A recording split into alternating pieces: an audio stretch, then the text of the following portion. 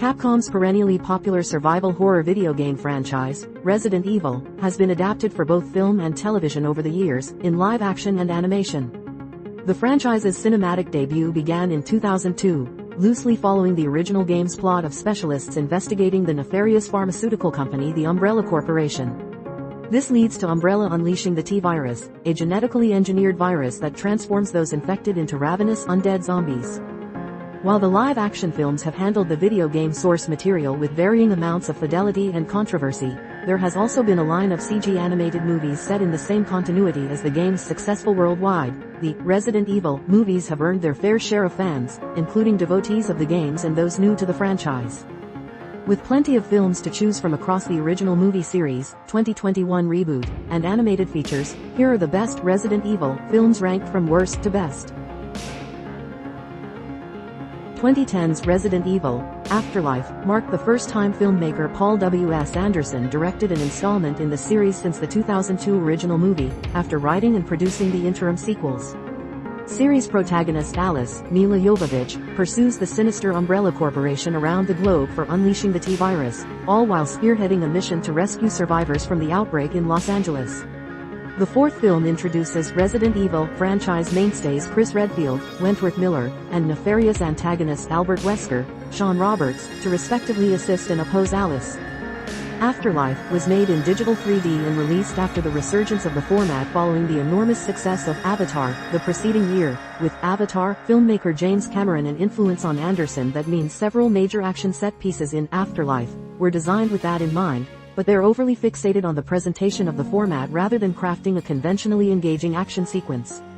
This reveals itself in an over-reliance on slow motion, as if Anderson employed them just to show off how cool he believes his usage of 3D is. This leaves Afterlife more soulless than the zombies that have overwhelmed the globe, and painfully boring too.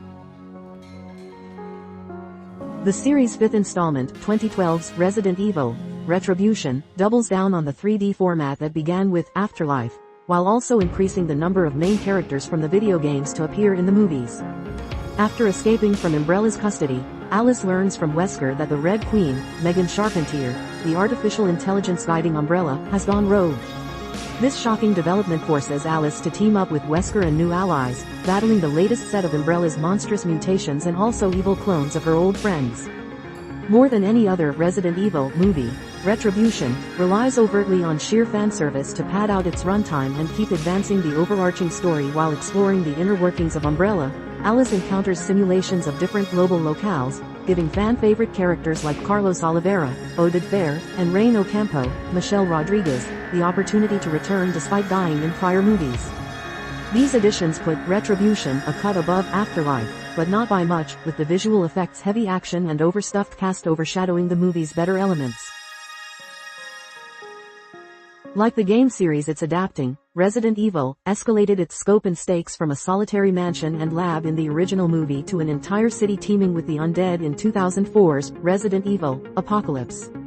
As Alice navigates the nearby Raccoon City while ravenous zombies swamp the Midwestern metropolis, she meets with a small group of fellow survivors looking to flee. This evacuation is complicated by Alice being hunted relentlessly by a hulking monster known simply as the Nemesis, Matthew G.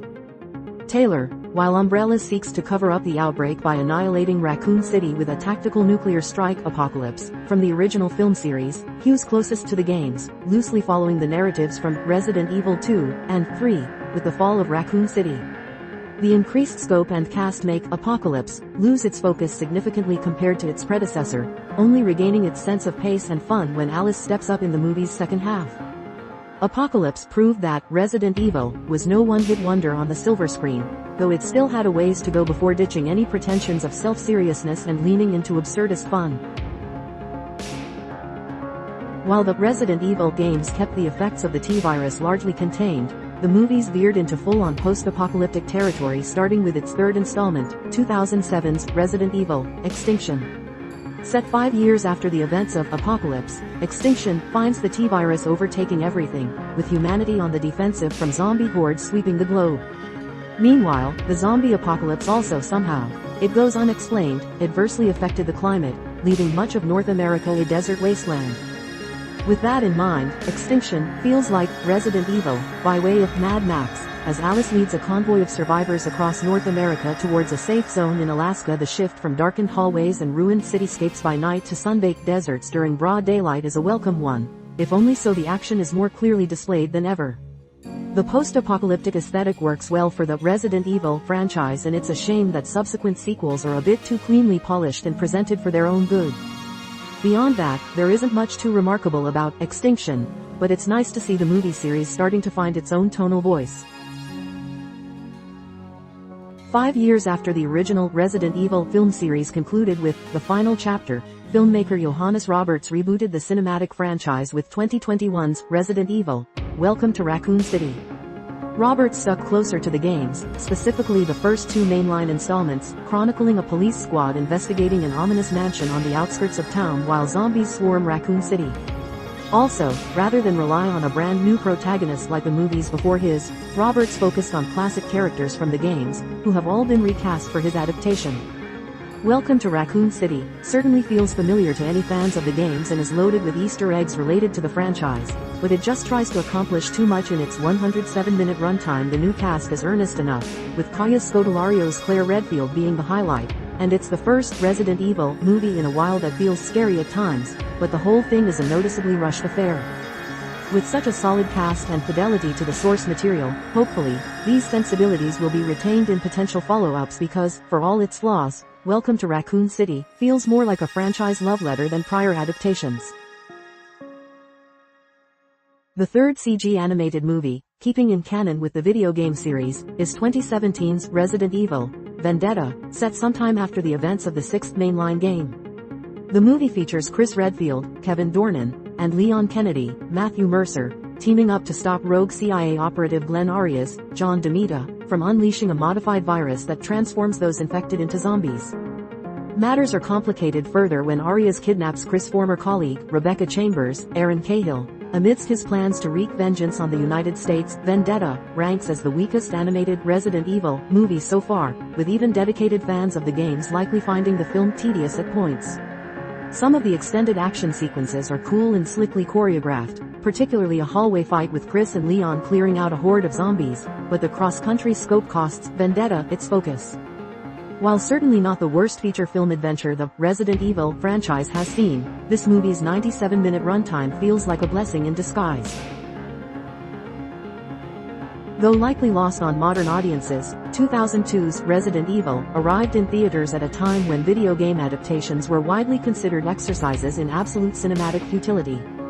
The original Resident Evil did little to ameliorate this reputation with contemporary critics, but it did earn a healthy amount of commercial success and its fair share of fans, including James Cameron. More than just kickstarting the long-running film series, Resident Evil opened the door for other video game adaptations to be developed, both for the big screen and television. Alice awakens in a large mansion with no memory of her past life, only to get roped into a raid by an elite group of commandos investigating a secret lab hidden underneath the home. Once inside, the ensemble quickly discovers that the lab has been overrun by zombies and other monsters as they scramble to escape with their lives. Looking back, Resident Evil really does feel like a product of its era, with its stylized action and nu metal soundtrack, but it still stands as one of the best movies in the subsequent series.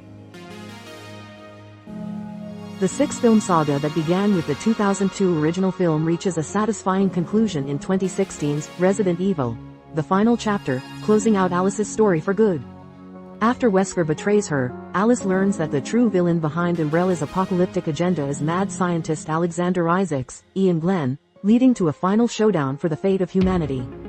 Reuniting with Claire Redfield, Ali Larter, Alice takes on Wesker and Isaacs in a bitter rematch to kill the masterminds and save the world. If Retribution revolves around pure, unbridled fan service of the movie series, The Final Chapter incorporates more organic nods to its history, particularly its first 2 installments. However, the biggest boon The Final Chapter has going for it is the return of Glenn, easily the franchise's most entertaining villain, who is sorely underutilized in Apocalypse. Between Glenn's sneering return and action sequences that feel exponentially more visceral, partially thanks to Anderson not filming the movie in digital 3D, The Final Chapter proves the original movies saved its best for last. The first feature-length Resident Evil animated movie, 2008's Resident Evil: Degeneration, unfolds shortly after the events of the 4th mainline game. Degeneration reunites fan-favorite characters Leon Kennedy, Paul Mercier, and Claire Redfield, Allison Court, as they investigate another T-virus outbreak following an attack on an airport. In addition to fighting hordes of zombies, the two uncover a conspiracy involving shady pharmaceutical companies trying to fill the void left by Umbrella. I never would have expected an animated video game adaptation to deliver such a sharp indictment of corporate America and the dangers of rampant big pharma, and yet, Degeneration somehow delivers on both. Degeneration was dismissed by contemporary critics as feeling like an extended cutscene from a game, but the rapport between Leon and Claire proves engaging enough to overcome the more stilted action scenes.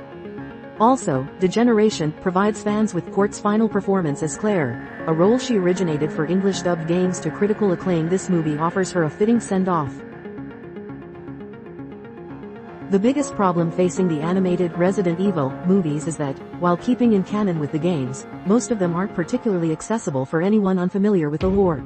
2012's Resident Evil Damnation doesn't suffer from this issue, with the movie presenting a fairly streamlined story that's easy enough for even casual viewers to follow. Set shortly before the sixth mainline game, Damnation reunites Leon, Paul Mercier, with femme fatale Ada Wong, Courtenay Taylor, in the midst of an outbreak in Eastern Europe. There is a lot more life to the action set pieces in Damnation than the relatively stilted and tepidly staged sequences in Degeneration. While Mercier gives his best performance as Leon to date, Damnation retains much of the survival horror downplayed in many of the live-action and animated movies, striking a balance between that and the franchise's growing tendency towards overt action-adventure. It's wild to think that the best Resident Evil movie is a direct-to-video animated feature, but Damnation really does tick all the boxes: charismatic leads, focused story, and genuinely thrilling action scenes. Maybe someday Damnation will be recognized for the bar of quality it set, but until then, it's the franchise's best-kept secret. If you're looking for the easiest way to keep up with all the major movie and TV news, why not sign up to our free newsletter?